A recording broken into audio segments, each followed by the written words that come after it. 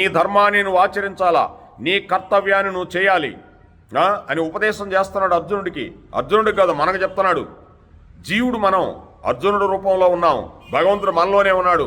ఈ శరీరం రథం మీద కూర్చున్నాడు భగవంతుడు, ఇక మనకు ఉపదేశం చేస్తాడు. అవునండి, భగవంతుడు ఉన్నంతసేపే ఈ శరీరం, తర్వాత ఏమీ లేదు, ఎందుకు పనికిరాదు, తీసుకో తావతల పడేస్తారు. ఉన్నప్పుడే నువ్వేదైనా మంచి కార్యక్రమాలు చేయాలి, లేకపోతే ఏమీ చేయలేవు. ఇంత గోసేవో, లేకపోతే అనాథుల సేవో, కుష్టి వాళ్ళ సేవో, లెప్రసీ వాళ్ళ సేవో, ఏదో ఒకటి వెళ్ళాలి. మనం వెళ్ళి దగ్గరికి వెళ్ళి చేసుకురావాలి. మనం ఇంట్లో ఉంటే సేవ కుదరదు.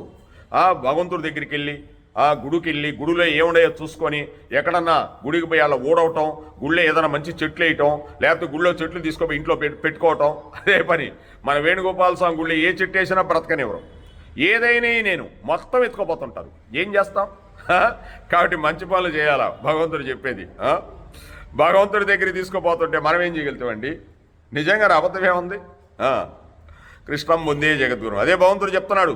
కర్మణ్యేవాధికారస్తే మా ఫలేషు కదాచన మా కర్మ ఫలహేతుర్భూః మా తే సంగోస్త్య కర్మణే.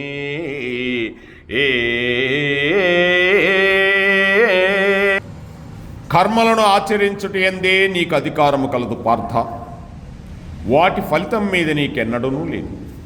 అట్లని నీవు కర్మలకు కారణము కారాదు, అట్లని కర్మలను చేయుట మానరాదు. ఎంత బాగా చెప్పాడు చూడండి.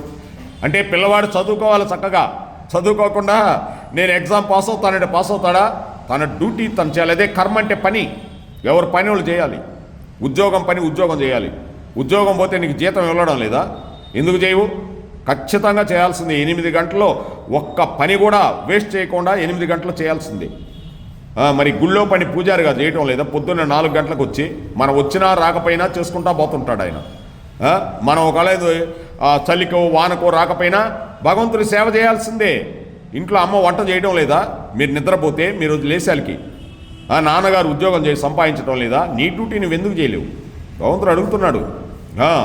భగవంతుడు చెప్పేది మామూలుగా ఉండదు. నీకు అధికారము కలదు, పని చేయటి ఎందే నీకుంది, దానిపైన ఫలితాన్ని ఆశించే అధికారం నీకు లేదు. ఆ ఫలితం నా మీదే, నేను చూసుకుంటా. ఏది చేయకుండా ఏది చెందకుండా ధనం రమ్మంటే వస్తుందా? ఎక్కడి నుంచి వస్తుంది? పని చేయకుండా. ఆ రోజు శంకరాచార్యులు కూడా అదే చెప్పాడు. ఒక బ్రాహ్మణుల ఇంటికి పోతే ఆవిడ దగ్గర ఏమీ లేదు, పూర్వజన్మలో ఎవరికేం పెట్టలే, ఆవిడ దరిద్రురాలైంది. ఆ ఉసిరికాయ ఒకటి ఉంటే ఆయన చేతులు వేస్తే ఆయన లక్ష్మీదేవి చేతులు వేసింది. అప్పుడు లక్ష్మీదేవి ఉసిరికాయలు కనకదార స్తోత్రం అది. ఎవరికి ఏం పెట్టకపోతే ఏమీ రాదు. కృష్ణార్పణం అని అన్ని భగవంతుడి పేరు చెప్పి పెడతా ఉండాలా, లేకపోతే ఎక్కడి నుంచి వస్తుందండి? కష్టపడాలా, సంపాదించుకోవాలా, భగవంతుడి పేరు చెప్పి అన్నీ భగవంతుడికి అర్పించాలా, అప్పుడే ఏదైనా జరుగుతుంది. కాబట్టి నీ కర్తవ్యాన్ని నువ్వు చేయి అంటున్నాడు భగవంతుడు.